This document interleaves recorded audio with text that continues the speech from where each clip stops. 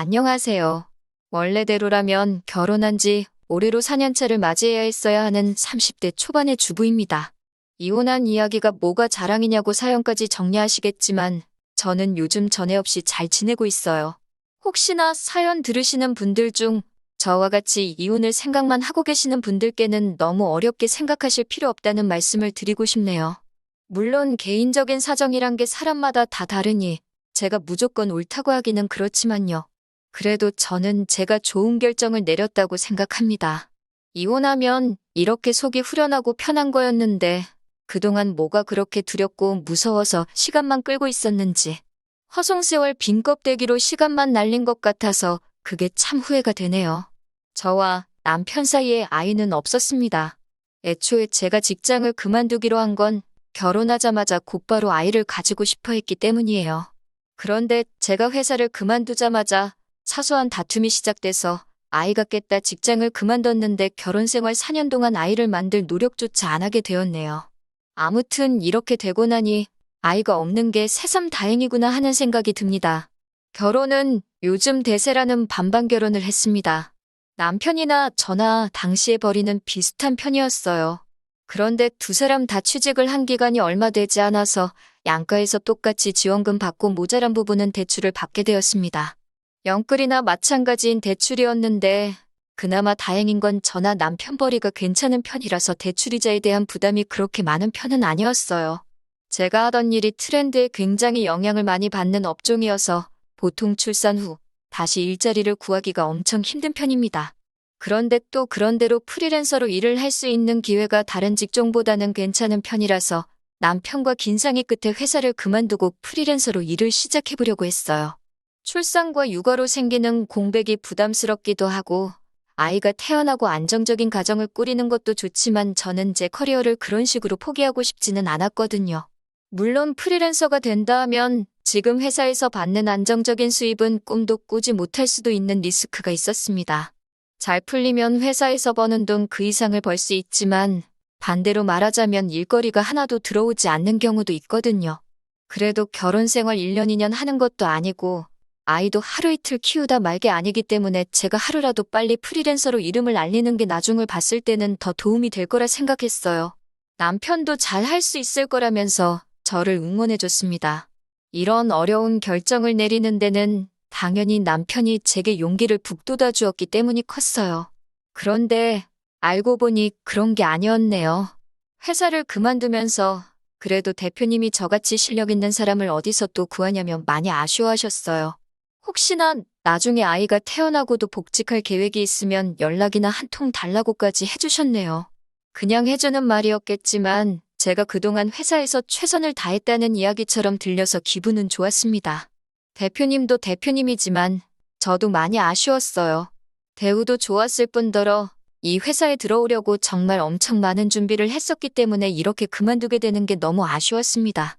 그렇게 프리랜서 생활을 시작한 지 한 달이 지났을 때의 일입니다. 그날은 남편은 회사로 출근을 해 있었고 저는 집에서 집안일을 하고 있던 여태까지와 다를 것 없는 평범한 날이었습니다. 그런데 현관문에서 비밀번호 눌리는 소리가 나더라고요. 남편이 퇴근하기에는 살짝 이른 시간이길래 누군가에서 나가보니 시어머니가 인상을 잔뜩 쓰고는 집 안으로 들어오시더라고요.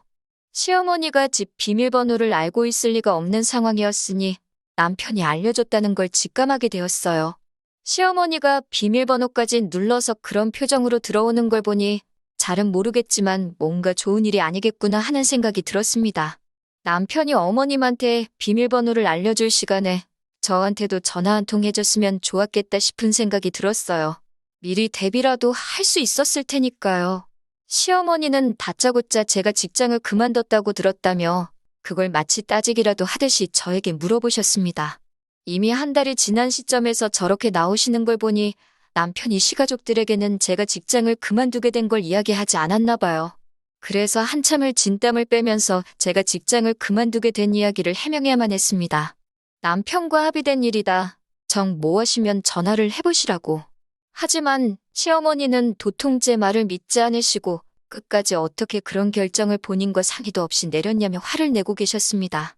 그런 것까지 어머님한테 허락을 받아야 하는지는 몰랐지만 당시에는 사실 어머님과의 불화가 처음 있는 일이었으니 입도 뻥끗 못하고 계속 당하고만 있어야 했어요. 한참을 시어머니에게 시달리고 있는 와중에 문이 열리는 소리가 나더라고요. 남편이 퇴근해서 돌아온 거예요.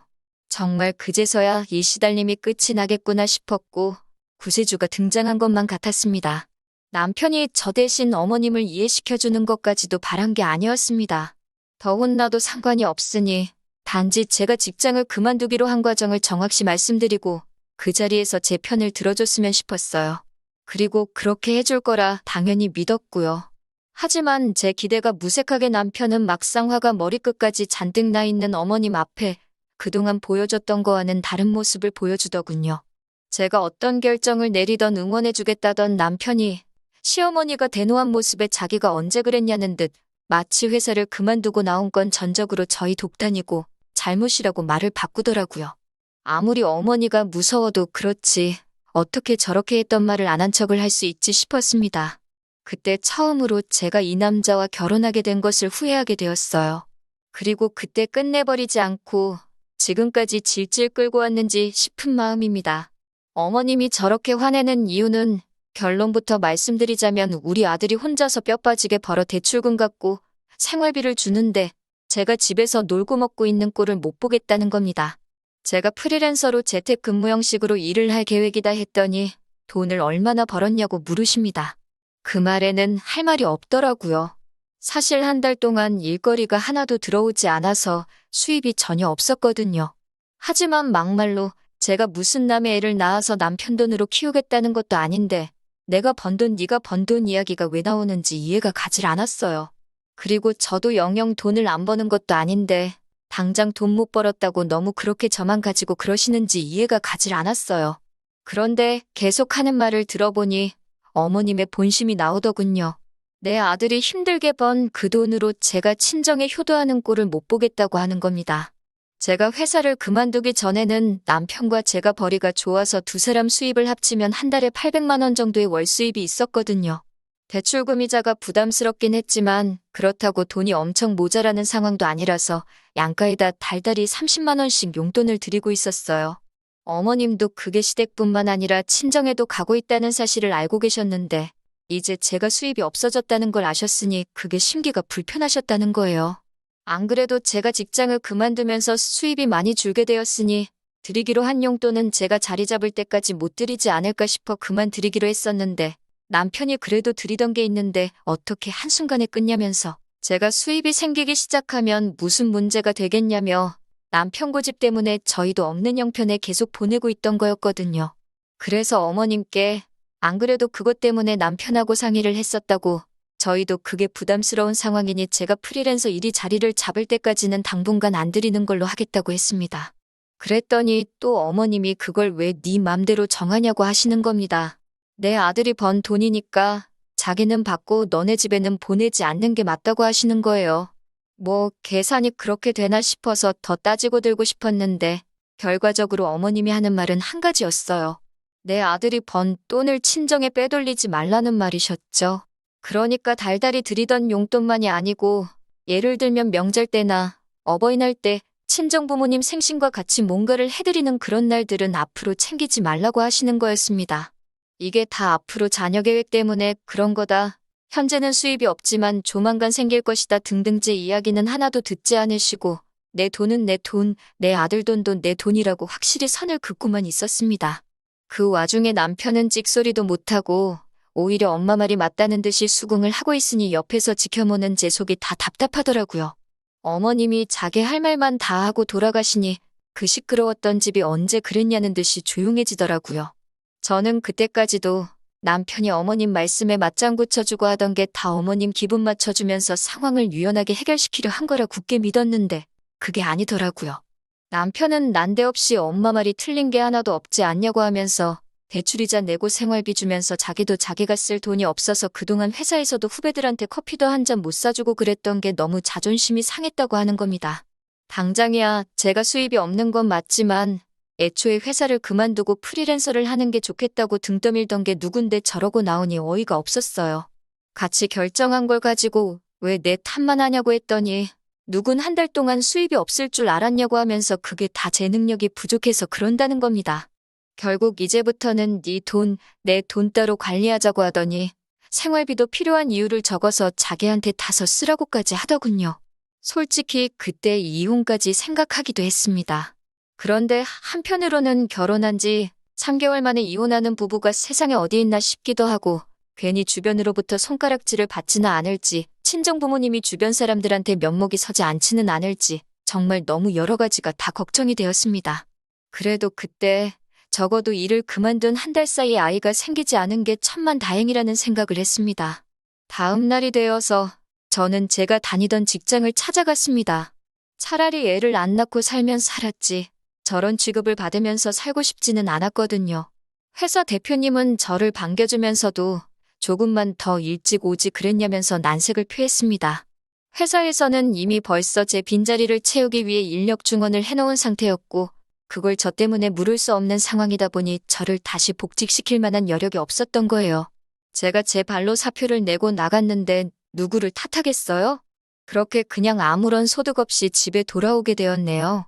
남편은 퇴근하고 오더니 그렇게 큰 소리를 치더니 복직은 어떻게 된 거냐며 빈정대듯이 물어보더군요. 잘 안 됐다고 하니 그럴 줄 알았다면서 왜 멀쩡히 다니는 회사는 그만둬가지고 이 사단을 만드냐고 계속 제 속을 긁기 시작했습니다.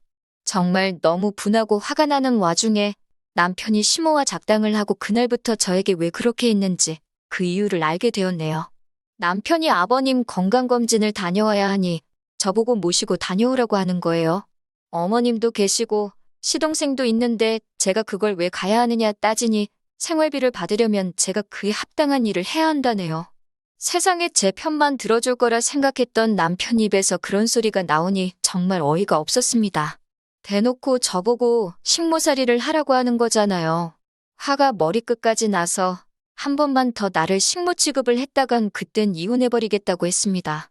그리고 그깟 대출이자와 생활비는 내가 가져다 줄 테니 이딴 거 한 번이라도 더 나한테 시켰다간 어떻게 되는지 한번 보자고 했어요. 남편도 결혼하자마자 이혼하는 건 좀 아니라고 생각했는지 그때부터는 아무 말도 없었습니다. 그리고 그날부터 저는 낭만 잔뜩 남아서 복직은 못했지만 어떻게든 일거리를 받아와서 두 모자들 입도 뻥끗 못하게 만들어버려야겠다는 생각뿐이었습니다. 하늘도 이런 저를 도운 건지 저는 전 직장의 대표님으로부터 연락을 받게 되었어요. 복직 이야기는 아니었지만 회사에 들어오는 일거리 중에 단가가 안 맞는 일들은 저한테 소개를 시켜주고 싶으시다는 거였습니다. 물론 대표님도 그 과정에서 중개료식으로 돈을 얼마 떼가긴 하는 거였고요. 대표님 입장에서는 단가가 낮지만 잠재 고객일 수 있는 사람을 잡을 수 있어서 좋고 제가 어떤 사람인 줄 알고 있는데 그렇게 저를 보내고 나서부터 한동안 마음에 걸려하셨다는 거예요.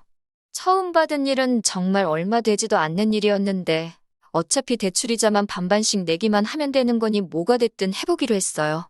뭘 하든 남편이나 시모 계획대로 시가족 뒷바라지를 하면서 돈을 다 쓰는 것보다는 나을 거라 생각했거든요.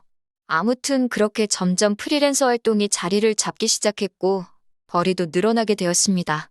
대표님이 일가물은 물어다 주던 것 외에도 활동하면서 입소문을 타게 되니까 알아서 일거리도 들어오기 시작했고요. 그리고 그때부터는 일 때문에 밤 늦게까지 작업을 해야 하는 일도 있었기 때문에 남편과 갑방 생활을 하게 되었습니다. 그러다 보니 2년 전부터는 이제 더 이상 대표님의 도움 없이도 일거리가 차고 넘쳐나는 정도로 성장하게 되었고 벌이도 회사를 다닐 때와는 비교도 안 되는 많은 돈을 벌게 되었습니다. 제가 돈을 벌어오니 남편도 더 이상 저한테 아무 말도 못하더군요. 일부러 보란듯이 제가 번 돈으로 친정부모님 차도 새 거로 한 대 뽑아드리고 일부러 친정집으로 택배 보내도 될 거 저희 집으로 받아서 남편 보여준 뒤에 친정으로 다시 보내고 했습니다. 제 일이 바빠지면서 집안일도 딱 제가 필요한 것만 하고 남편이 해야 할 건 남편이 알아서 하게 냅뒀어요. 대외적인 자리에서는 사이좋은 부부인 척 연기를 했지만 사실 룸메이트나 다름없었습니다. 그리고 얼마 전이었습니다. 식모로 부리려던 제가 돈을 잘 벌게 되니 식모로 쓸 바에야 이젠 제 돈을 쓰는 게 낫다는 생각을 했나 봐요. 집에서 일하고 있는데 또 비밀번호 눌리는 소리가 나더니 시어머니가 들어오더라고요. 그렇게 비밀번호를 바꿔봐야 소용이 없는 게 바꿔봐야 남편이 다 알려져 버렸으니 이제는 그냥 그러려니 하고 있습니다. 시어머니가 들어오자마자 잠깐 이쪽으로 와보라고 하더라고요. 저는 지금 일을 하고 있는 중이라 시간을 못 내드린다고 했습니다. 평소 같으면 얼마나 대단한 일 하길래 어른이 부르는데도 본체만체 하냐며 빈정대실 분이었는데 별 대꾸도 없으시고 거실 소파에 앉아서 가만히 계시더라고요. 왜 저러나 싶었는데 또 조용히 기다리고 있으니 사실 일이 다 마무리된 상황이었는데도 바쁜 척하면서 시간만 보냈습니다. 자꾸 소파와 제 방을 왔다 갔다 하시며 똥 마려운 강아지 마냥 제 눈치를 보고 계시는데 이 정도면 충분하다 싶어서 밖으로 나와 무슨 일이냐고 물어봤어요. 그랬더니 시모가 하는 말이 얼마 후에 신우가 시집을 가게 되는데 신우 결혼 상대가 의사랍니다. 그런데 시모가 우리 의사 사위한테 병원을 차려줄 돈은 없고 아무리 못해도 집이라도 한 채 해가는 게 맞는 것 같지 싶은데 돈이 모자란다고 하는 거예요. 그러니 결국은 신우가 살 신혼집 해주는데 제 돈을 좀 써도 되냐 물어보러 온 거였지요. 그 돈을 제가 왜 줘야 하냐고 대번에 물었더니 시모가 쩔쩔매면서 어떻게 좀 안 되겠냐 계속 부탁을 하시는 거예요. 여태 4년 동안 남편하고 저하고 따로 돈 관리를 해왔으니 제가 아니라 남편한테 물어봐야 하는 거 아니시냐 물어봤죠. 그랬더니 어머님은 남편이 따로 모아놓은 돈이 없다는 사실을 말해주시더라고요.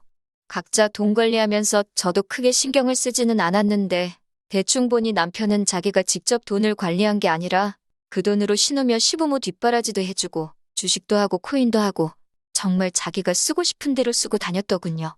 그러니 모아놓은 돈이 4년 동안 1,000만 원도 되지 않아서 결국 시어머니가 저한테 와서 고개 숙이고 돈을 좀 해보려 하시는 거였고요. 그래서 알겠다고 말씀드리니 시모 얼굴에 웃음꽃이 활짝 피더군요. 돈이 3억 원이 어쩌고 하시길래 그러면 신우한테 앞으로 우리 집으로 출근하면 된다고 했어요. 어머님이 무슨 소리냐는 듯한 표정으로 쳐다보시길래 남편이 4년 전에 제게 말한 대로 그 돈을 받으려면 그 돈에 맞는 합당한 일을 해야 하지 않겠냐고 말씀드렸죠. 한 달에 200씩 주는 셈 치고 이자도 없는 걸로 해줄 테니 앞으로 향후 13년 동안은 우리 집에 와서 집안일부터 밀린 일까지 다 하고 그 길로 저희 친정부모님 집에 가서 집안일까지 하고 오면 딱 되겠다고 했어요. 어차피 남편하고 저하고는 집안일이 서로 별개이니 우리 집에서는 별로 할 일이 없을 거라고요. 그러니 여태 제 앞에 쩔쩔매던 시모도 돌변해서는 저한테 야야 거리시면서 우리 의사사위가 돈을 얼마나 버는 줄 아냐고 어쩌고 저쩌고 하시는데 그 집 안에 가면 의사사위는 볼 수나 있으시냐고 말하니 또 아무 말도 못하더군요. 그래도 혹시 제가 마음이 바뀔 수도 있다는 기대를 했는지 시모는 저한테 한마디도 더 뭐라고 하지도 못하고 소득 없이 돌아가야 했습니다. 그리고 남편이 퇴근하고 나서 시모한테 자초지종을 들었는지 집에 와서 저랑 2차전을 벌이더군요.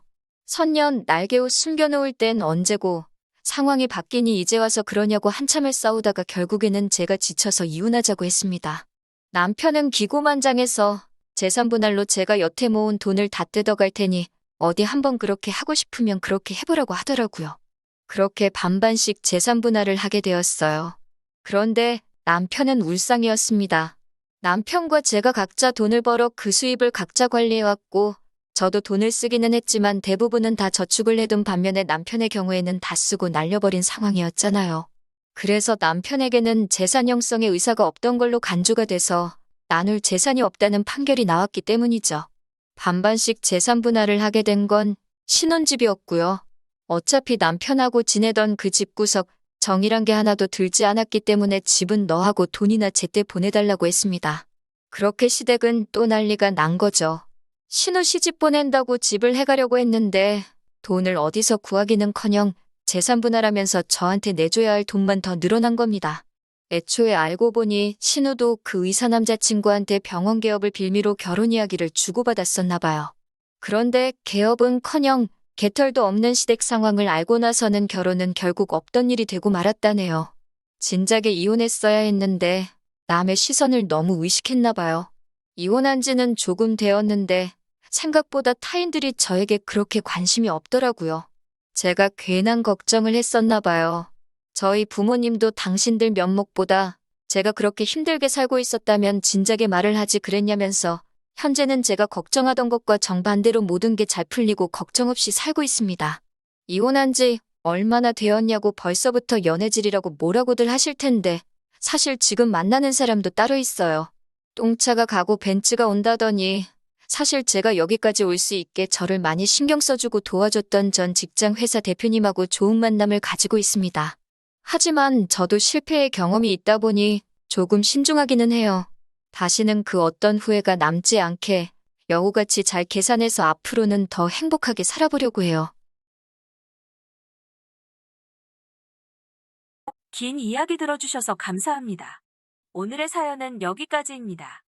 구독과 좋아요, 알람 설정해주시면 앞으로 더 좋은 사연으로 찾아오겠습니다. 감사합니다.